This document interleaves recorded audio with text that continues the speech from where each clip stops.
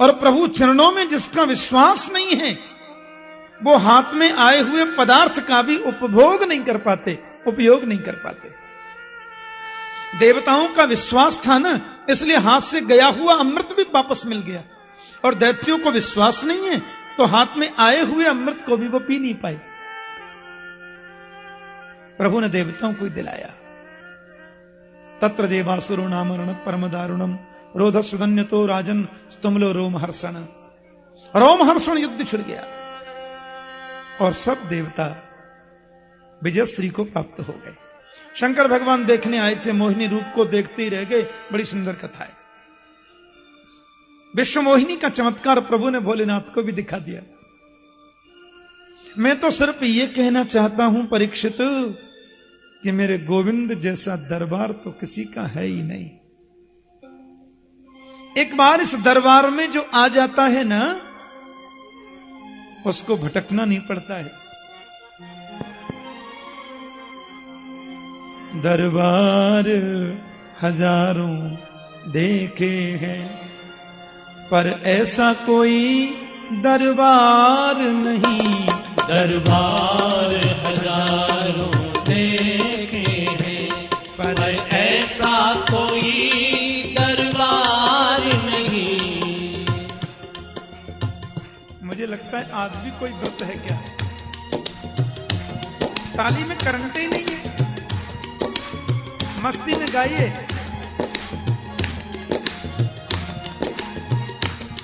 भाव से गाएं। दरबार हजारों देखे हैं, पर ऐसा कोई दरबार नहीं। दरबार हजारों देखे हैं, पर ऐसा कोई दरबार नहीं। जिस गुलशन में तेरा नूर नहीं, ऐसा तो कोई गुलजार नहीं। दरबार हजारों देखे हैं, पर ऐसा कोई दरबार नहीं। दरबार हजारों देखे हैं। आंखों के फिरते रहते हैं, दिन रात तुम्हारे कदमों में। आंखों के फिरते रहते हैं, दिन रात तुम्हारे कदमों में। आंखों के फिरते रहते हैं, दिन रात तुम्हारे कदमों में। आंखों के फिरते रहते हैं, दिन रात तुम्हारे कदमों में। है कौन बसर इस दुनिया का, है कौन बसर इस दुनिया का।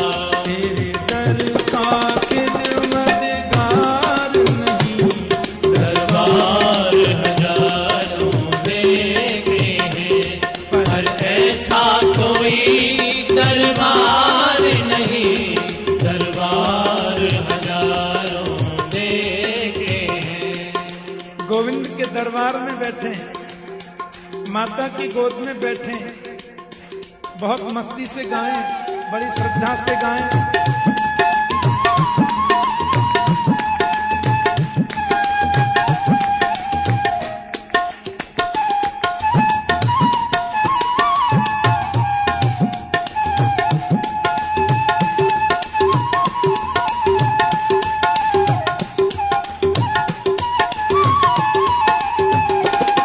वह नेत्र नहीं मोर पंख है बस, जिनसे प्रभु का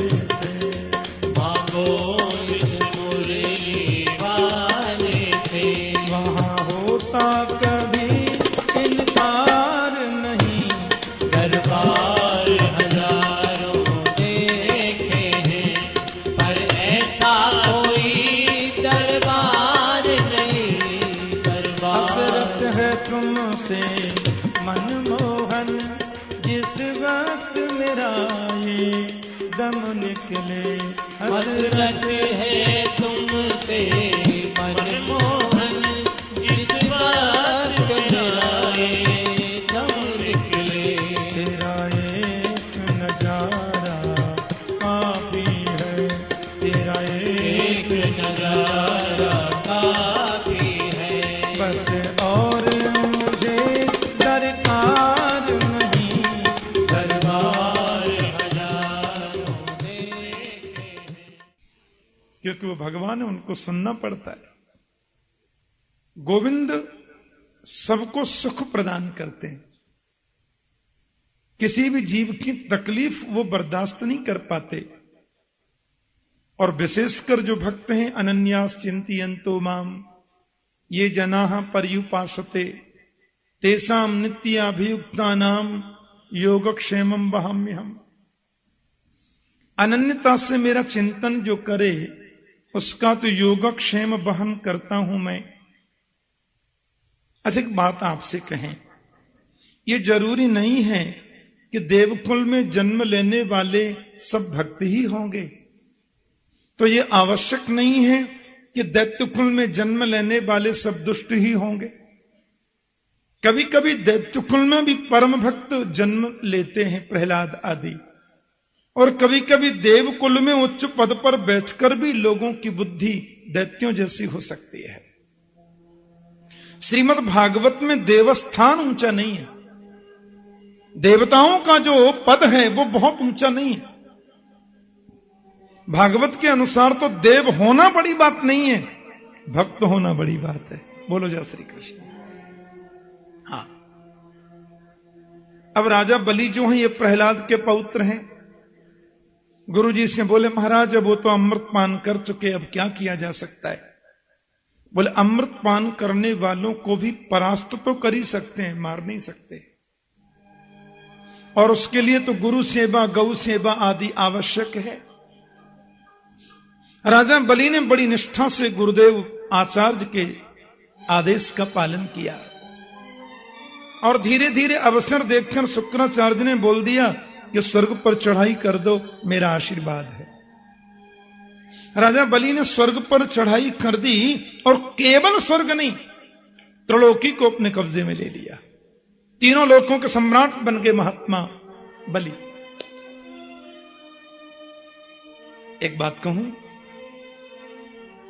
पुत्र के जीवन में यदि कोई संकट आता है तो सबसे ज्यादा कष्ट मां को होता है। मां का हृदय एकदम व्याकुल हो जाता है। और देवताओं की माता अदिति कहां जाएं? अपने पति कश्यप के चरणों में वंदन करने लगी। कश्यप जी क्या है, देवता और दैत्य दोनों के पिताजी हैं। देवता और दैत्यों की माताजी दो हैं, लेकिन पिताजी एक ही है। तो कभी चले जाते हैं 2-4 बरस में तपस्या से, फिर लौट के आए, फिर कुशल क्षेम पूछ लिया।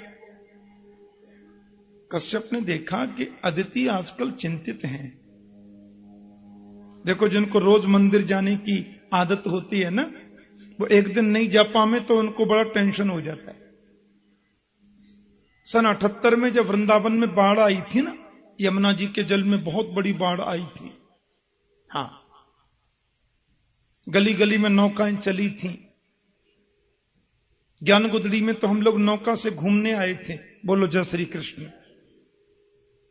हाँ, इतना इतना पानी था ज्ञान गुदड़ी में। उन दिनों वृंदावन में एक छोटा सा सत्संग भवन है, गिरधारी मंदिर। उन दिनों गिरधारी मंदिर में मैं गर्ग संहिता की 1 घंटे रोज कथा कहता था। जब मैं भागवत कथा से आता, थोड़ा समय रहता तो वहां सुनाता कथा। अब उस दिन उससे क्या हुआ, वो बाढ़ बहुत आ गई ना, तो 2 दिन कथा नहीं हुई। तो हमारे वृंदावन में बहुत माताएं जो नियमित श्रोता हैं, तीसरे दिन जब कथा में गई तो बोली, लाला हमें तो ऐसा लगे कि 3 दिन से भोजन ही ना मिले, खुराक नहीं मिली। रोज जिनको सत्संग की चाह लग जाए, चस्का लग जाए, एक दिन न मिले तो उनको अच्छा नहीं लगता। अब जिनका नियम है कि राधा रमण देव जी की मंगला आरती किए बगैर पानी नहीं पिएंगे, एक दिन मंगला नहीं मिली तो उनको अच्छा नहीं लगता। गुरु मंत्र की 10 माला जपनी, उसके बाद ही नाश्ता होगा। एक दिन नहीं जप पाए तो उनको अच्छा नहीं लगता। महात्मा कश्यप ने देखा ये उदास क्यों है। देवी, पूजा पाठ ठीक चल रहा है ना, सब काम नियम से हो रहा है ना, पर उदास क्यों है आप? बोली, भद्रम द्विजगवाम ब्रह्मन धर्मस्यास्य जनस्य च त्रिवर्गस्य परम क्षेत्रम गृहमेधीन गृहा इमे। सब ठीक से चल रहा है, पर एक बहुत कष्ट है। क्या बात है? मेरे पुत्र इंद्र के त्रिलोकी को बलि ने छुड़ा लिया, और मेरे पुत्र जो देवता हैं बेचारे मारे मारे डोल रहे हैं। पतिदेव, मैं आपसे क्या बताऊं, बहुत संकट में पड़ गए हैं। अच्छा, बलि ने कर लिया कब्जा? बोले, हां जी। अब मैं युद्ध नहीं चाहती, मैं किसी को मारना नहीं चाहती, किसी को तकलीफ देना नहीं चाहती। ऐसा पुत्र मेरे घर जन्म लेकर आ जावे जो देवताओं के त्रिलोकी को लाकर उन्हें सकुशल वापस दिला दे, ऐसी कृपा कर दो। कश्यप जी एक बार तो बड़े गंभीर हो गए। बोले, क्व देहो भौतिको नात्मा क्वचात्मा प्रकृते पर कस्य के पति पुत्राद्या मोहे कहीं कारणम। देवी, कौन किसका पुत्र, कौन किसकी माता? प्रभु ने कैसी ममता बनाई है, हैं? मेरे पुत्र को संकट आ गया तो मुझे कष्ट है, पड़ोसी के पुत्र को संकट आ जाए तो मुझे कुछ फर्क पड़ता नहीं। पर देवी, तुम्हारी भावना में हिंसा नहीं है और किसी के प्रति ईर्ष्या भी नहीं है, इसलिए मैं इतना सुंदर तुम्हें अनुष्ठान बताऊंगा जिसको पयोव्रत कहते हैं। फाल्गुनस्यामले पक्षे द्वादशाहम पयोव्रत। ये केवल 12 दिन का व्रत है पयोव्रत, इसका तुम्हें पालन करना है, ठीक है? प्रतिपद्दिनम आरभ्य यावत शुक्ल त्रयोदशी, प्रतिपदा से त्रयोदशी शुक्ल पक्ष फाल्गुन में यह व्रत तुम्हें करना होगा। माता दिति ने बड़ी निष्ठा, बड़े नियम से किया। यज्ञेश भगवान की पूजा बताई, बड़ी सुंदर स्तुति गाई, जैसा पति ने बताया विधि से किया। भगवान बोले, माता मैं आपके घर पुत्र बन के आऊंगा, मैं सब समझ रहा हूं। प्रभु आशीर्वाद आश्वस्त करके चले गए। इधर देवताओं ने भगवान से प्रार्थना की। भगवान ने कहा, देखो बहुत सीधी सीधी बात बोल देते हैं अपन। क्या? बोले, इस समय बलि के ऊपर हो गई है गुरु की कृपा, और गुरु मेहरबान तो चेला पहलवान। गुरुदेव की जिन पर कृपा हो जाए, भगवान होकर भी युद्ध में मैं भी उसे परास्त तो नहीं कर सकता, एकदम पक्की बात है। अब आप लोग मेरी शरण में आए हैं, उधर आपकी मातुश्री बड़ा अनुष्ठान कर रही हैं, मैंने उनको वचन भी दिया है। भैया एक काम हो सकता है। बोले, क्या? मैं स्वयं बामन बनकर के जाऊं, राजा बलि से त्रिलोकी की भिक्षा लेकर तुम्हें समर्पित कर दूं, इसके अलावा कोई उपाय नहीं है। बोलो, मंजूर है?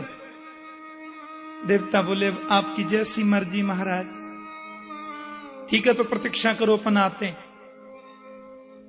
तो श्रवणायाम श्रवण द्वादश्याम मुहूर्ते अभिजति प्रभु सर्वे नक्षत्र ताराद्या चक्रुस्त जन्म दक्षिणम। धीरे धीरे आ रहा है भादों का महीना। अच्छा, एक बात और बताएं, ये भादों का जो महीना है ना जी, वो जरा ज्यादा ही बढ़िया हो गया है। हां, मेरे कन्हैया का प्राकट्य किस महीना में हुआ? भादों में। किशोरी जी किस महीना में पधारी? भादों में। बलराम जी किस महीना में पधारे? भादों में। राजा परीक्षित को सुखदेव जी ने कथा किस महीना में सुनाई? इसलिए मेरे गोविंद बामन बनकर भी पधारे भादों में। भाद्रपद मास शुक्ल पक्ष द्वादशी तिथि और दिन के ठीक 12 बजे। एक बात और बता दें, ये भगवान जितने भी होते हैं ना हमारे यहां, सब 12 ही बजे होते हैं। फर्क केवल इतना है, कोई दिन में 12 बजे तो कोई रात में 12 बजे, पर भगवान 12 ही बजे आते हैं ज्यादातर।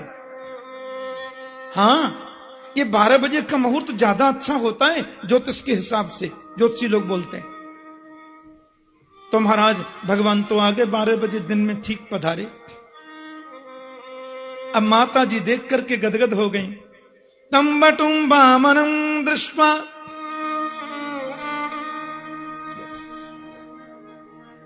मोदमाना महर्षय कर्माणि कारयामासु पुरस्कृत्य प्रजापतिम। मेरे वामन भगवान को देख करके सब देवताओं के मन में बड़ी प्रसन्नता हुई, बड़े आनंदित हुए, सब लोग बड़े आह्लादित हुए।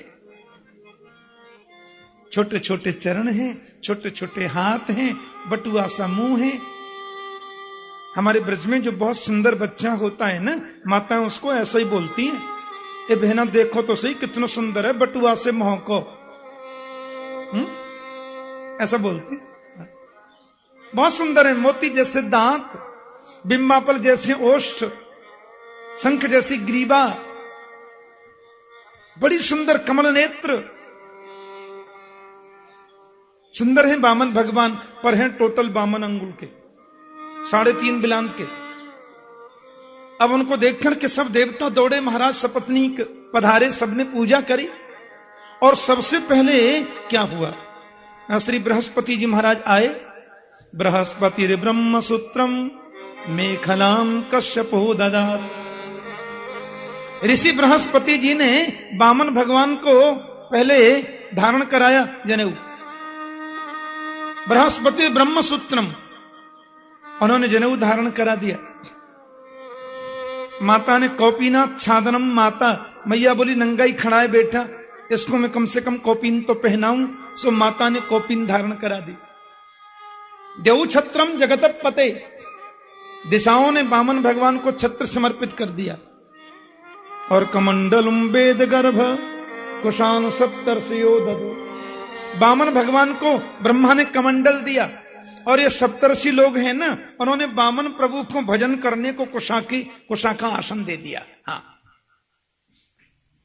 अब देखो माला भी तो चाहिए, तो कहते हैं अक्षमाला महाराज सरस्वती आत्मा, देवी सरस्वती मां पधारी।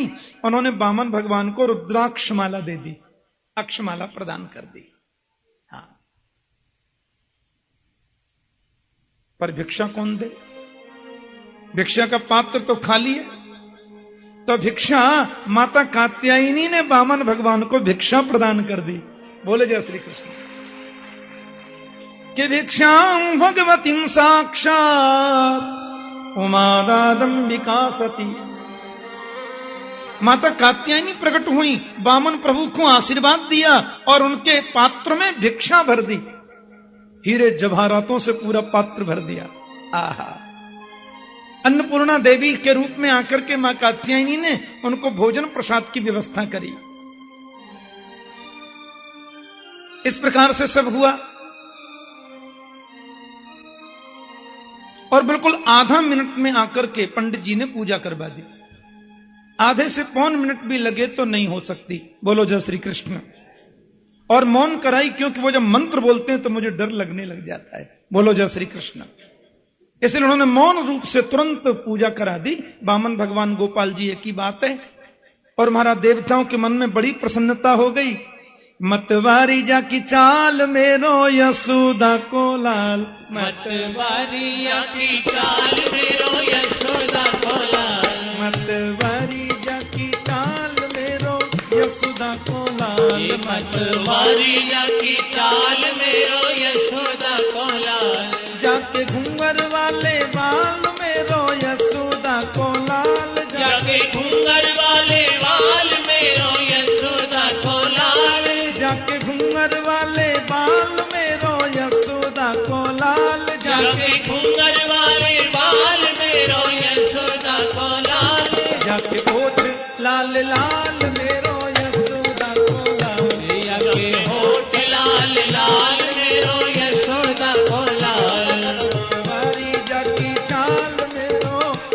यशोदा को लाल। ये मतवारी की चाल मेरो यशोदा को लाल। मतवारी जाकी चाल मेरो यशोदा को लाल। ये मतवारी की चाल मेरो यशोदा को लाल।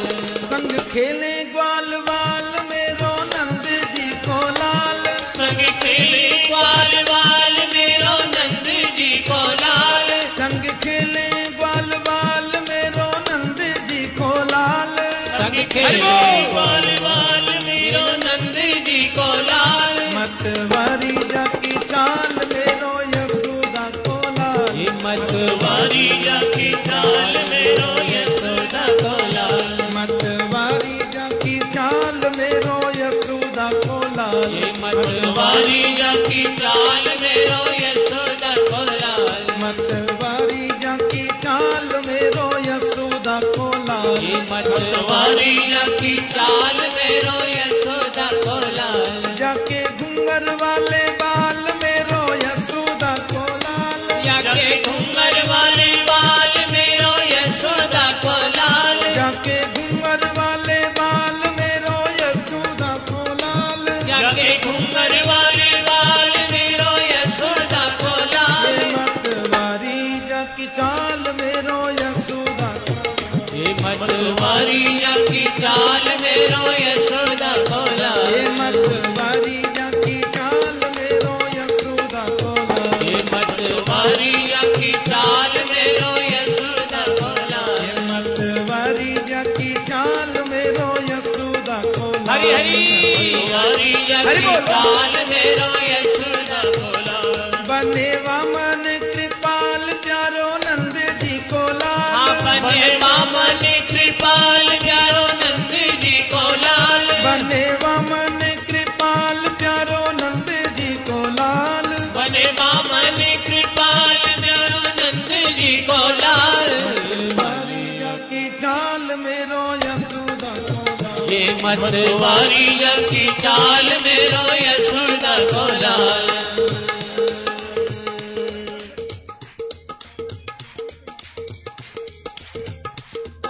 भगवान वामन का बड़ा सुंदर सबने दर्शन किया और सब लोग मन में आनंदित हो गए।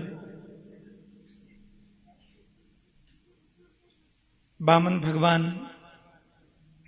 राजा बलि के यहां जाने से पहले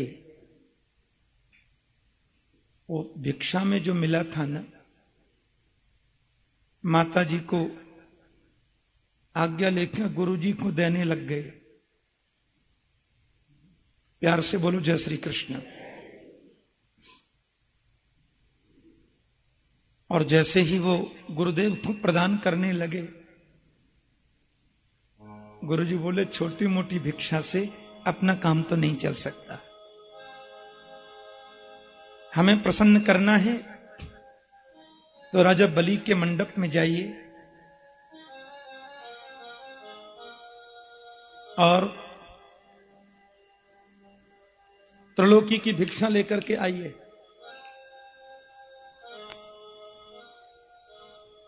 भगवान वामन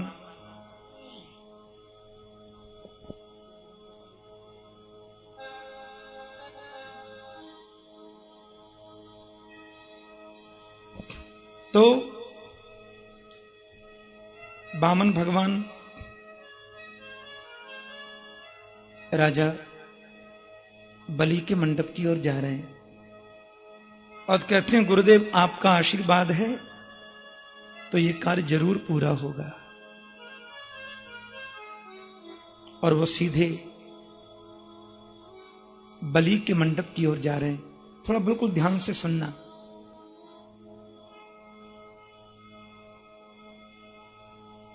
बीच में थोड़ा व्यवधान आ जाने से फिर ध्यान भंग हो जाता है और आचार्य चरणों की आदत होती है, वो करते हैं जरूर गड़बड़। जय श्री कृष्ण। जो अपने विप्रबंधु हैं ना, वो ऐसा हो ही जाता है। वामन भगवान सीधे राजा बलि के मंडप की ओर जा रहे हैं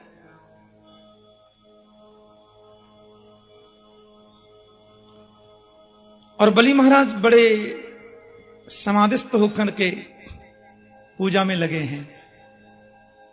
एक बात आपसे कहूं, जिस व्यक्ति को हम जानते नहीं, जिससे हमारा कभी का कोई परिचय नहीं, उसको देखते ही हमारा मस्तिष्क यदि झुकने लग जाए तो समझना उसमें दैवी शक्ति जरूर है।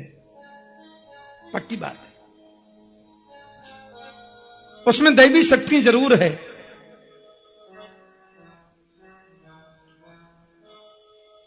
और ये वामन भगवान को बलि ने दूर से देखा और गुरुदेव से बोले, गुरुजी मुझे ऐसा लगता है कि हमारे मंडप में साक्षात भगवान सूरज नारायण आ रहे हैं क्या? शुक्राचार्य बोले, राजन सूरज नहीं तो चंद्रमा तो कन्फर्म है। चंद्रमा तो है ही, इतना सुंदर तो मैंने कभी नहीं देखा।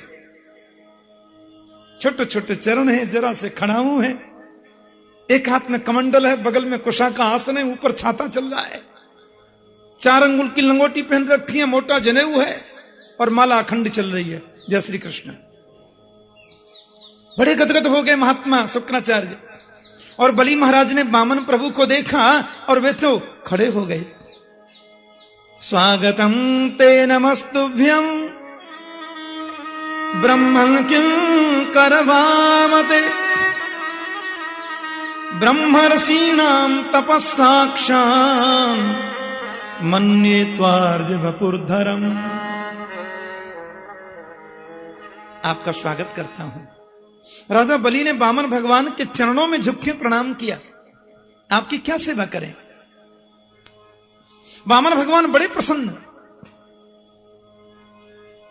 मुझे ऐसा लगता है बड़े बड़े ब्रह्मर्षि लोगों की तपस्या आज आरज वपु लेकर के मेरे मंडप में आ गई, क्योंकि अद्य नः पितरस्तृप्ता अद्य नः पावितं कुलम अद्य सुष्ट क्रतुरयं यद्भवान आगतो गृहान। आज मेरे पितर तृप्त हो गए, आज मेरा कुल पवित्र हो गया, आज यज्ञ भी पावन बन गया भगवान जो आप पधारे। प्रभु ने सोचा बहुत प्रसन्न है, बहुत खुश है। हाँ, आए तो थे त्रिलोकी को लेने। माला अखंड चल रही है। राजा बलि बोले, मेरा बहुत बड़ा सद्भाग्य, पूर्व जन्म के सुकृत उदय हो गए जो आप मेरे यहां पे पधारे हैं। अब आप अपने छोटे से मुख से आज्ञा कर दीजिए। पहले तो ये बताइए आप आए कहां से?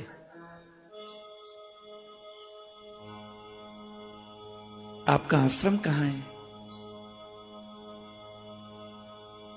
आपका निवास स्थान कहां है?